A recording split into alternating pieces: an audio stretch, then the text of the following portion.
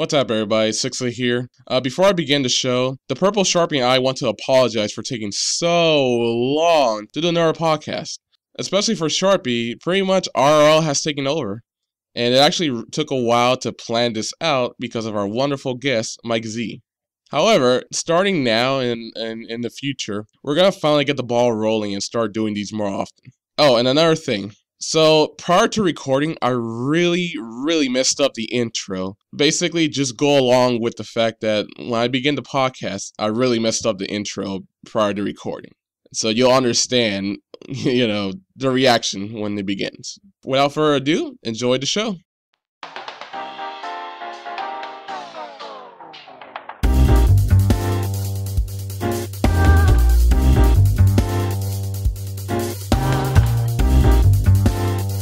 What's up, everybody? Sixley here.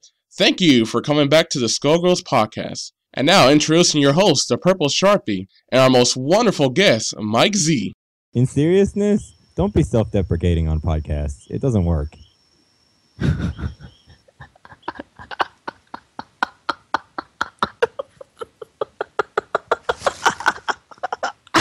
don't even know why that was funny. Sixlet is just quiet now because he doesn't know what to say in response to that. The deal is, if you're here and you're doing this, you want to be happy to do this. You want other people to know that you're happy to do this. So, welcome to the #1, more like the only Skullgirls podcast. I mean, that's not hype, man. Sixlet types, see, that was on purpose. Oh, I guess he muted his mic already. Sixlet, unmute your mic. I thought we talked about this. Don't mute your mic. Yeah, I also like the background noise. Yeah, most people do. I thought it'd be refreshing and awesome. And it's been on every podcast, so I just thought, okay. He doesn't have to mute it if he doesn't want to. But anyway. Thank you, Sixlet. Why? Anyways. Try another intro, man. Come on. Third time, bud. Wait, what? Wait, you really want me to do that? That was on purpose. I wanted that reaction and everything. You wanted that? Was that the time it was calculated when Ninja got bodied by Mike and was like, "Oh, I had to go catch my bus"? Is it like that calculation? Do I really gotta start over? I actually wanted that. I intentionally oversold that just for that reaction. Okay, well, it worked. Yeah, that's all I want. Yeah, trust me. That's yeah. We're gonna start off the podcast with Mike being all like, "You fucked up, Sixlet." Okay. Oh, okay. Hey, look, he's the director. I do what he wants. You know what I'm saying? As long as you deliver pizza to my trailer, we're fine. Okay, Mike. We're gonna ask you a couple questions. Sure. So let's start off with the first question we usually ask people on the podcast. So, how did you get into playing fighting games competitively? I actually got into playing fighting. So I played fighting games a lot when I was a kid. I liked, Street Fighter. I think it was Champion Edition. I didn't really like Mortal Kombat 1 because it was kind of gross. Really? But at the time, I find it interesting that you found it gross. Oh, dude, one of the I may or may not be able to, or I may or may not like MKX as a game, but I can't play it because it's too gross. Wow. I can't watch most of the things that Sonic Fox does because it's too gross. I have to turn it off when there are brutalities and stuff. I mean, that's not what I want out of a fighting game. I don't care if the game is, pillow fighting or extra serious hugging or whatever, as long as the strategy is still present. I don't want graphic violence. That's not my thing. But anyway, so back to your question. Mm-hmm. I got into fighting games seriously. Oh, this is going to sound so stupid now. With Mace, The Dark Age, and Killer Instinct 1. Killer Instinct 1 was a good game. Killer Instinct 1 was the best KI, but I mean, it was not super awesome. It looked amazing. The combos were fun. The glitches were great. I can't explain how much of a step up that art and the sound design was from anything that had been released before then.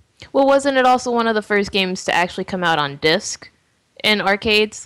Prior, they had just done they had done a complete different system with KI. Yeah, it was one of the first games with a hard drive. Oh, okay, there we go. That also meant it was one of the first games that like saved your high scores, which was so cool. You can go to most KI machines that I've been to, and you'll see MeZ somewhere. So did you go to arcades and play competitively against other people? Like, did they have or was it one of those things where you just came in and whoever was on the set, you played against them type of thing? Oh, so we had 2 local arcades, one at Southdale and one at Eden Prairie Center. Man, I'm old. Shout outs to everybody who used to play at Southdale and the whole Marvel 2 crew from Rosedale and everybody.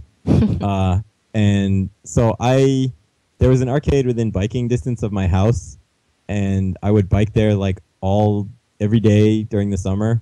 I think I calculated it once. I spent something like $450 over the course of the summer. Jesus. It was in quarters, so it didn't really seem all that major. Yeah. But I would go there, and like I just absolutely loved Killer Instinct. Like Chief Thunder was one of the coolest things I had ever seen, and Fulgor was one of the coolest things I'd ever seen. And like I would just play everybody that showed up, and a bunch of us would sit around and try to figure things out together. Like we totally did the thing where like if something interesting happened in a match, like both players would stop and we would try to recreate it, as opposed to everybody just being super serious. Yeah. I mean, that was the thing that I really liked. Like, back when I played, because I did play MK2, like, MK2 was another game that I ended up taking super seriously, but, like, I wasn't good yet. Like, Mace and KI were the first games that I was, like, legitimately good at, and I was terrible and still am terrible at Super Turbo, but there was an arcade that had something like 16 or 17 Super Turbo machines when it came out, like, all in 2 rows, and I would go there and lose a lot and not have as much fun because the strategy wasn't what I wanted out of a game. But yeah, like when I played MK2, like you played to win. That was it. If something weird happened, no one cared, because if they killed you, they killed you. But with KI and with Mace, like when weird things happened, people would stop and we would talk about it and we would actually like analyze the game. And that was the thing that got me like further in. That's really interesting, because from most people I hear from the arcade generation, everyone's like, oh, well, we spent quarters on it in order to win, in order to learn something, because there was no training mode, so we had to spend quarters all the time. And if someone came in and played, if something cool happened, you didn't have time to just stop. You just played to win. So it's one of the very first times I've ever heard someone say, that you just kind of stop in the middle of the match to try to recreate it and then figure it out. I mean, part of that was actually really helped by the fact that the person that worked at the arcade was also super into KI. Yeah, that would help. So he would like give us credits if we needed them. Like if something happened and we stopped and we were looking at it, then it'd be like, okay, well, you can play again. Right. But otherwise, no, it was like, I don't necessarily know whether it was because there was money involved, because, you had to pay to play. And if you lost, you had to wait like an hour. Because there's so many people? Yeah. I mean, like, I've had waits at Family Fun where it was like 45 minutes. Jesus. Just to play once. Yep. And then random people who shall remain nameless but who know who they are would just be like, yep, it's me next, and go. And then you'd have to be like, I'm sorry, you were after me? Damn. Yep. Stealing quarters was prevalent.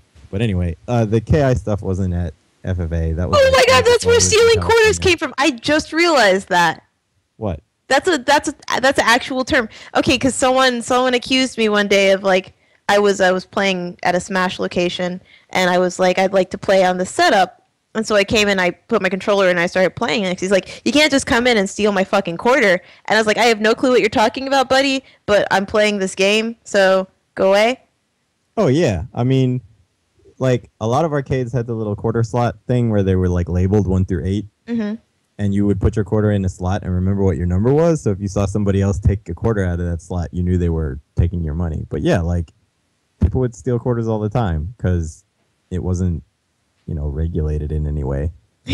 But it made, like, it's not necessarily the money. It was the fact that that chance was your chance until the next time that it came up.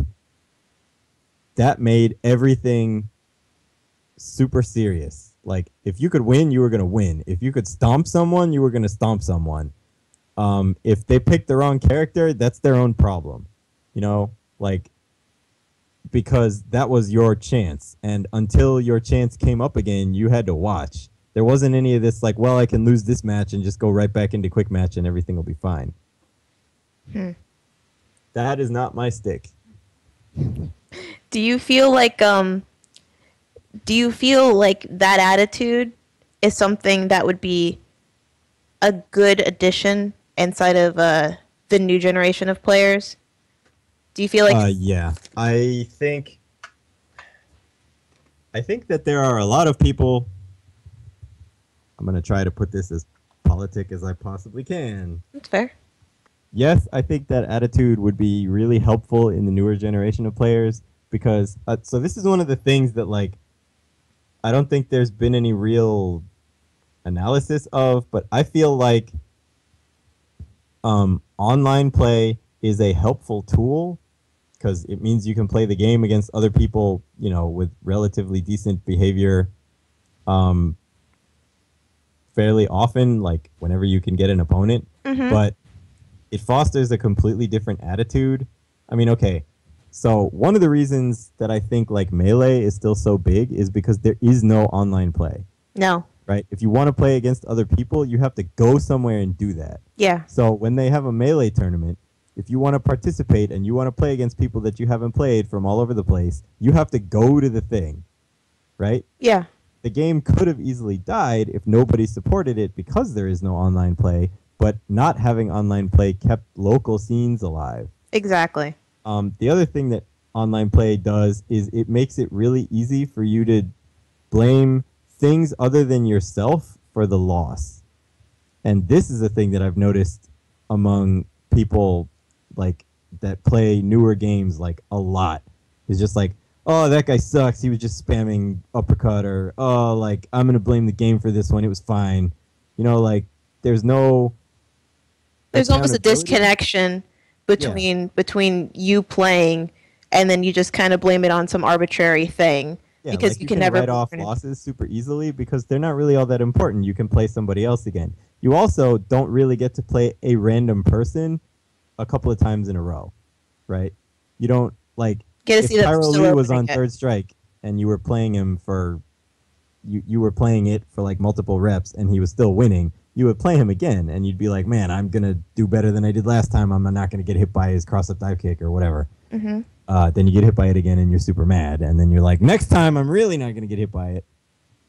But it like online play makes it super easy to just like gloss over losing. Like, I lost to that guy. It's fine. He sucks. I'm gonna play the next person, and it is easier to get angry at the game or at the person that you're not going to see anymore because, you know, they're not there in person, so you can curse at them as much as you want to. Right. Like, and you can't discuss with them how you lost or how they won or what they did. Because, I mean, the other part of being at an arcade is, like, even if, you know, you didn't know somebody, if they beat you really bad, you could ask them, like, is there anything that I can do differently? Or, like, how do I beat that thing? And if they have an answer, they'll talk to you about it. Like, I mean, sure, there was like STSFN, right? People were not sharing tech sometimes, but like if they did something to you, if they had a game with you, if you asked them questions, people would talk to you. Just because like also because at that point, like, and still a decent amount in the US, like people, video game playing was stigmatized, right? If you were at Family Fun at 11 o'clock on a weeknight, that meant you weren't, you know, out drinking or at home going to sleep or finishing up work or doing something else that was socially acceptable. So if somebody else was also at FFA at 11 o'clock on a weeknight, like, you kind of feel like there's a cool person already, you know? Yeah. And it felt very different as far as, like, the community aspect of everything. I mean, sure, there were, you know, people that did drugs and there were people that were nice and people that were not nice, but like it was a group thing. And that has mostly been lost given the advent of online play and the super decline of arcades. Let me ask this. If there was one thing you could change about the community today, that you could take just to say from like the arcade based community and you could add it to the community of today, what would you take? Because you did mention like multiple things. What aspect of it do you feel like is the most important thing that the current community is lacking? The current community in general. It wouldn't be one thing. It would be two things. Okay. Respect and hunger. So, I'll do hunger first. Okay. Right? Like there are some people today that are hungry. Like they really want to improve. They really want to get better at a given game. They don't give a crap what anybody else says. They understand that everybody starts off bad, but they're not going to be bad forever. But the vast majority of people that I see play aren't that way. They want to play, yes. They don't like losing, yes. But they're not like focused on trying to improve. They're not willing to say every loss is my fault, right? I'm choosing to play this game. Whatever I think of the game, this mechanic might be stupid. Fine. I have to learn how to deal with it because it's not going to get changed. Right? Right. So that disconnect again? Yeah. Like when you went up to play in an arcade, like you wanted to win because you wanted to stay there. You wanted to play the game more. It's kind of the design philosophy that like mobile games have taken to an extreme where they give you like half an hour and then it runs out and either you have to pay to play more right then or you have to wait for your timer to recharge so that you can play for another half an hour. Yeah. I mean, that's designed specifically to take advantage of the fact that people are addictive beings. And it's like, I find that despicable personally, but it takes advantage of the fact that if you limit somebody's access to something, they will want it more, regardless of whether they actually wanted it more in the first place. But like arcade games did that, but it wasn't artificially designed in. It was, they wanted to make money off of it, so this is how they make money. They charge you for using it. But it ended up with that same thing where it was like, damn it, I want to play again. I have to win now. Like, I have to beat this guy. I have to figure out how to do it.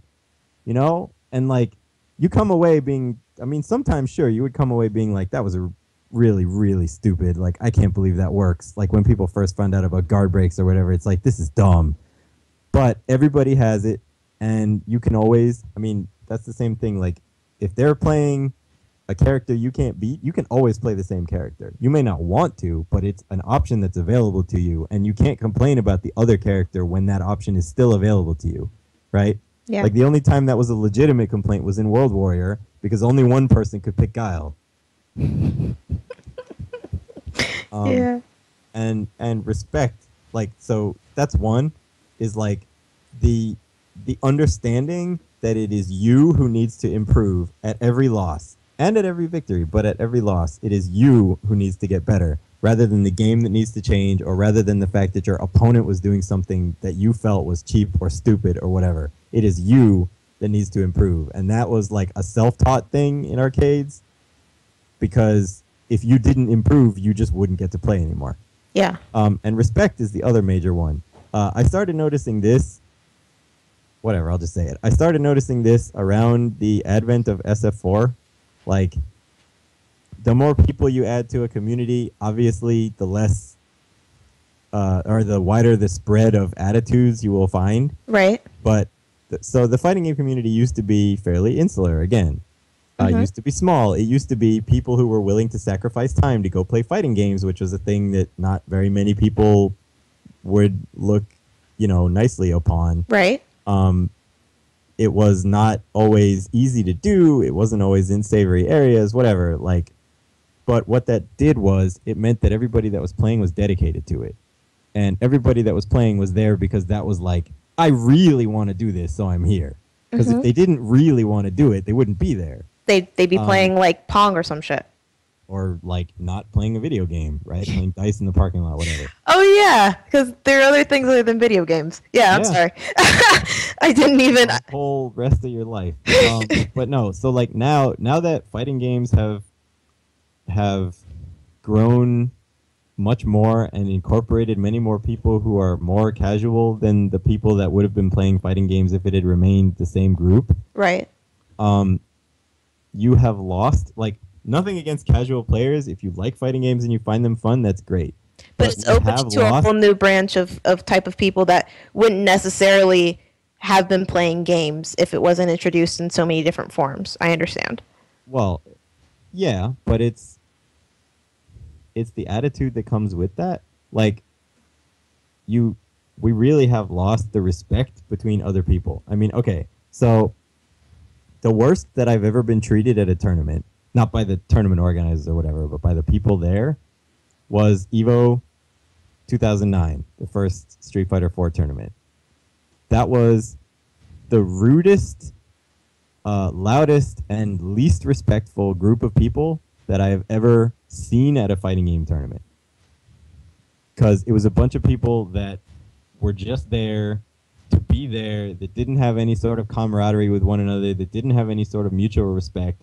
I mean, I'm not talking about, like, you know, popping off or, like, getting up afterwards and being like, yeah, you suck, whatever, like that kind of stuff. I'm just talking about, like, the attitude that people had toward one another when they were just being people. You know, like, I'm not going to help you plug your controller in, or, like, hurry up and pick your character or whatever. Like, I don't want you to think about anything. Like, just being Wait, actually? rude. Yes. Some of the worst that I've ever been treated was at new Street Fighter 4 tournaments or Cross Tekken tournaments back when that was introduced and before it had been completely abandoned. Like, the introduction of all of those people that have egos and don't have a sense of community yet and have feelings of entitlement and is just not where I think the fighting game community needs to go. That's fair. Like, I've had a bunch of discussions with people about this, and a lot of the people involved in the fighting game community are very, very happy that it became gigantic, because now it's never going to go back to what everybody refers to as the Dark Ages, where, you know, nobody was making fighting games between 2000 and 2009, which isn't true, because there were like 4 revisions of Guilty Gear, there were Tekkens, there were Dead or Alive. It's just Capcom wasn't making fighting games, so people that are Capcom fans are like, nobody was making anything. Yeah. Like, there are a lot of people that are happy that we're not going to go back to that. We still totally could, but that's separate. Well, the issue is if people continue, like what you said about respect, that's a big issue. If we get to the point where we are now, and we move here and we're like, we show everybody that essentially, yeah, they were right to have this whole stigma about us because that's all we are, and we're just a bunch of, like, non-respectful people that don't even really have a sense of community within ourselves, and we're too busy fighting among ourselves to really get anything done, then that's exactly what's going to happen. Yeah, well, I mean, people will still stay here because they like the activity or whatever, but it will drive away a lot of the people that were going to be more serious about it because they don't want to have anything to do with the community. Like, I still see the FGC behave in ways that are embarrassing to me. I mean, we still have a problem with sexism. It's 2016 now. Like, I don't get it. And I would say that's general. That's video games in general. Whatever. That's it fair. shouldn't be anything in general. Some community has to come first. That's fair. I mean, like I said, I've had a bunch of discussions with people about this, and I am totally of the view that I would rather have a garden of 1,000 roses than a garden of 1,000,000 weeds. Because even though the garden of the 1,000,000 weeds is probably likely to have more than 1,000 roses in it, and it's likely to be more visible and whatever, what I want out of it is those quality people. I mean, it's a very different approach from some of them. Oh, that's fair. That was really deep. Okay, I'm sorry. I'll move on. So let's move on. Let's move on to your personal history as far as video game development, moving away from your tournament side. Okay. So when did you decide that you wanted to make a fighting game? Pretty much. Well, okay, so I knew I wanted to make video games since I played Battletoads on the Nintendo. Mm-hmm. But I decided I wanted to make a fighting game when I played probably CVS2 for the first time. What aspect of it made you want to make a fighting game?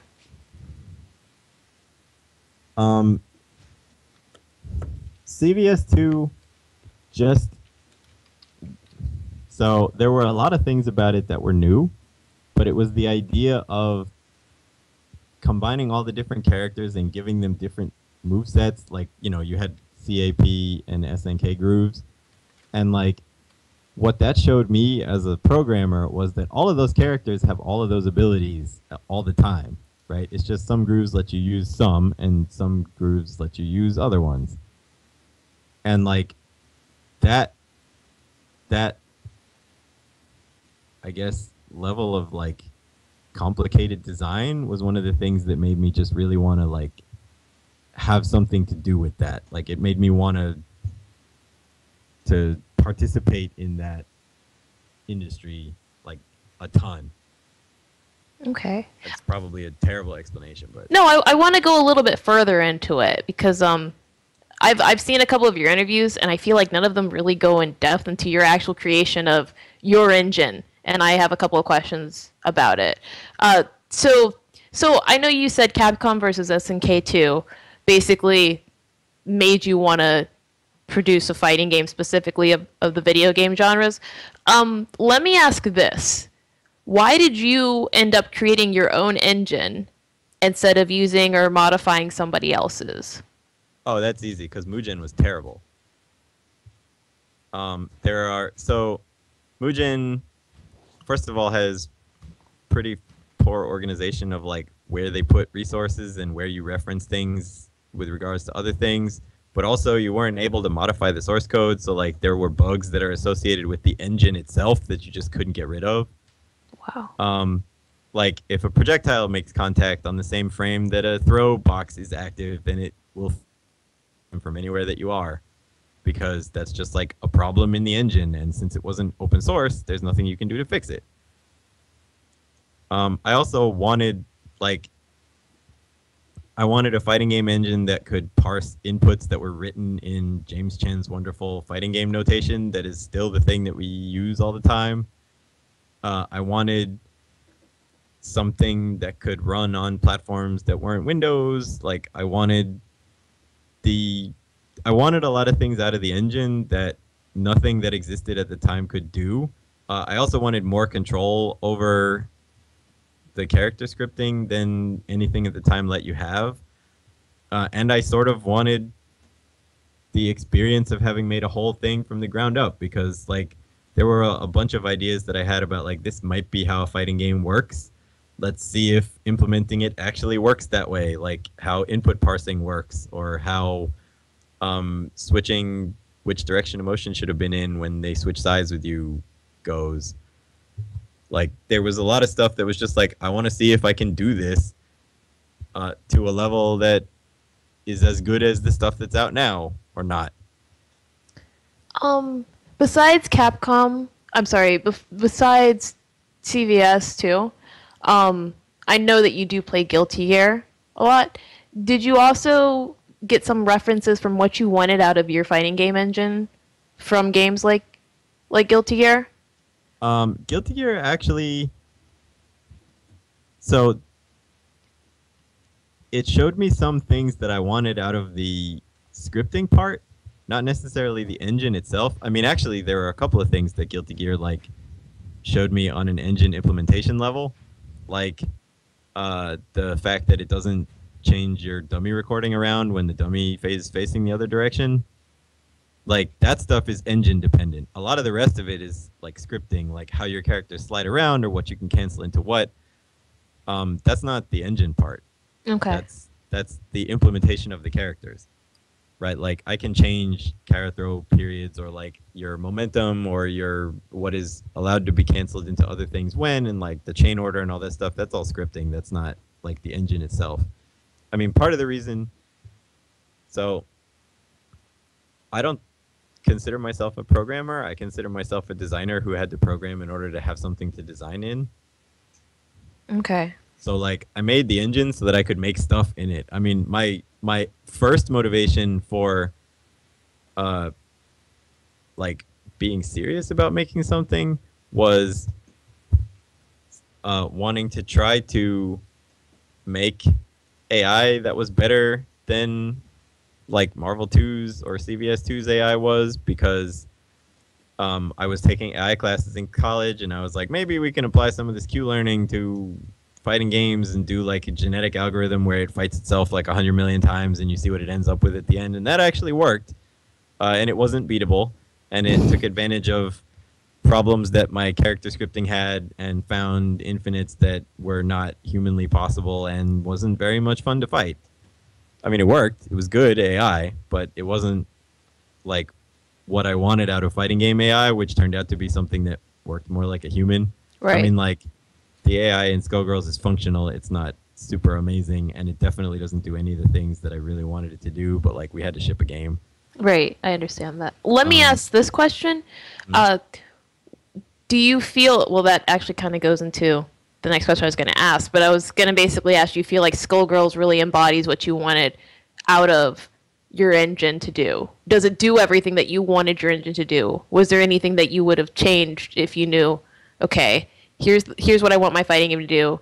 I don't think my engine is set up properly to do a certain thing or something like that. Or I don't think this game is set up properly to utilize the way that I want it to work. Does that make sense?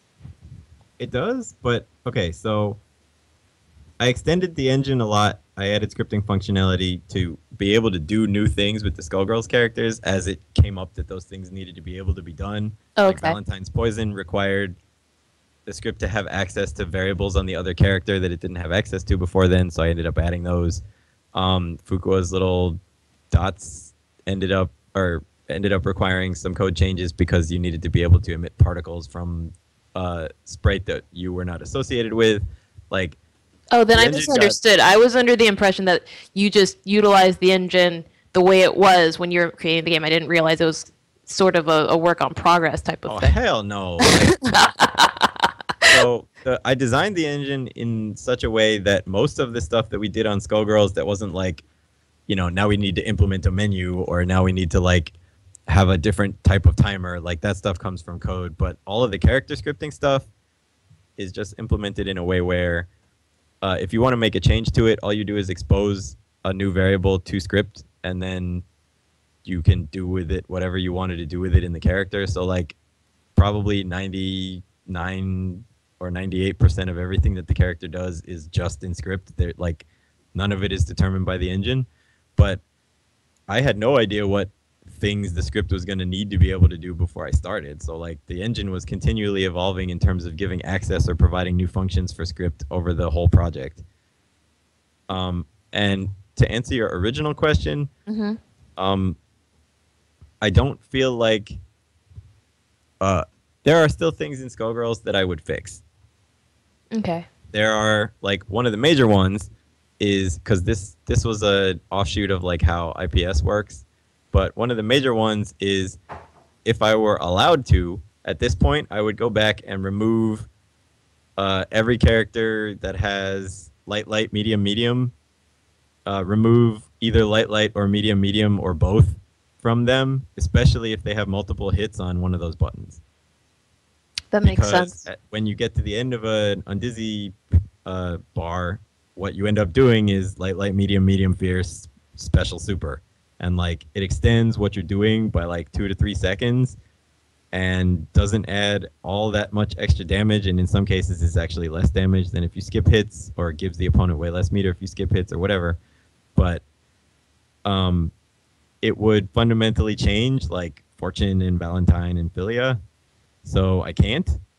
But that's actually the reason why most of the rest of the characters don't have that.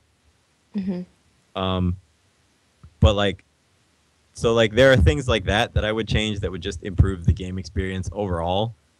There are some things that worked out. I mean, there are bugs, obviously, that I will be fixing, like doubles air throw hitting the assist character also is a mistake. Or being able to reflect giant step is a mistake. Like, I would fix that stuff just because that stuff sucks. But in terms of like actually changing how gameplay works, now that I've seen how it evolved, there are things that I would fix. However, it's not, and I think this is something that like some other game companies who shall remain nameless don't realize. It's not my game anymore. right? Skullgirls belongs to the people that are playing Skullgirls. And if I changed it in ways that I think would make it a better game, that would make it a different game, and the people that are playing it might not like it as much. Yeah, Capcom. So I'm not going to say any company's name, and actually they're not the one that I was thinking of. Oh. Or they're not the first one that I was thinking They're not the first one I was thinking of. But yeah, like, it's not mine anymore. It's the players. And as a result, like, instead of approaching it as, this is not the game that I would like it to be, I could change all this stuff right now, I have to say, this is not the game that I would like it to be.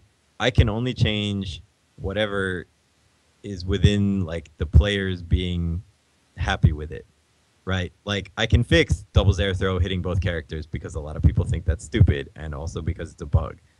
I can fix certain other things where you can freeze the game or whatever. I can change the UI to be, like, more responsive. I can add features and things, but I can't go back and remove all the 5-hit chains from everybody that I would really like to, because that would fundamentally change everything, and a bunch of people that like the game as it is wouldn't like it anymore. Right. It's the same thing with, like, I still get vitriol from people sometimes that are like, man, I thought this game was going to be amazing, and I fucking hate it. Like, all the combos are so long, and you don't have combo breakers and all this other stuff. And, like, even if I wanted to change that stuff, now I can't. Right? Like, I don't necessarily want to, but what those people are failing to understand is that there are people who like it, and those people are more important than the people that don't. And ultimately, it's up to the players whether something is acceptable.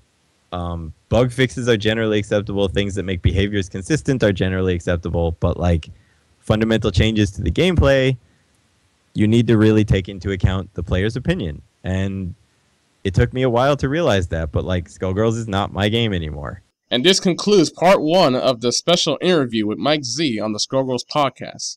Because this was a very, very long interview, and I think we even have another recording session to go through. So stay tuned for the next part.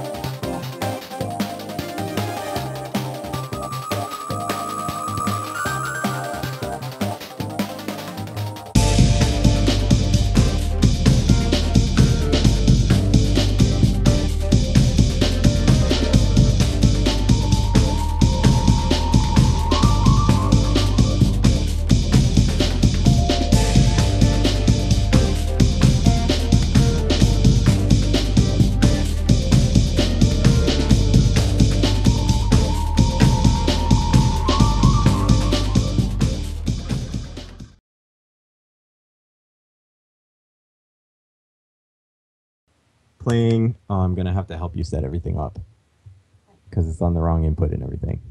Sorry. Hi, Render! Sharpie says hi. I She also wants to tell you about her day. do not want to do any of those things. Rub you a little bit. Okay. What? Did she just say please do not? Okay. So, sorry.